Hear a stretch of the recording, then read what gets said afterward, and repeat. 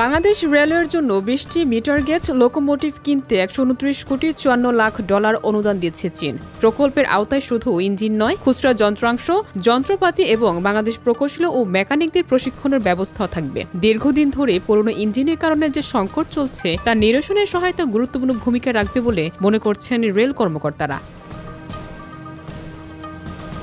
Rail মন্ত্রণালয় জানিয়েছে, China গ্রান্টের আওতায় বাংলাদেশ রেলের জন্য ২০টি metre gauge diesel electronic locomotive সংগ্রহ শীর্ষক প্রস্তাব অর্থনৈতিক সম্পর্ক বিভাগ ও পরিকল্পনা কমিশনে পাঠানো হয়েছে। ২০২৬ সালের জানুয়ারি থেকে প্রকল্পটি শুরু হয়ে ২০২৭ সালের ডিসেম্বরের মধ্যে শেষ করার পরিকল্পনা আছে। বর্তমানে রেলওয়ের মোট ৩০৬টি লোকোমোটিভের মধ্যে ১৭৪টি মিটার গেজ, কিন্তু এর ৭১% নকশাগত আয়ুষ্কাল অতিক্রম করেছে।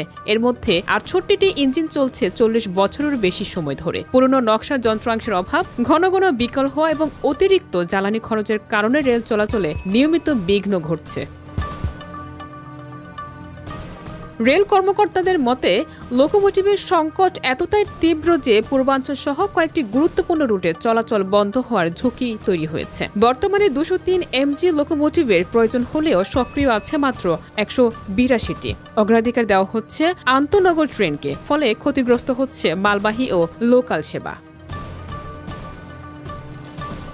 বিশেষজ্ঞরা বলছেন, নতুন ২০টি লোকোমোটিভ এলে কিছুটা স্বস্তি মিলবে, তবে রেলকে নির্ভরযোগ্য করতে দীর্ঘমেয়াদে মিটার গেজ ও ব্রড গেজ উভয় ক্ষেত্রেই বড় বিনিয়োগ জরুরি।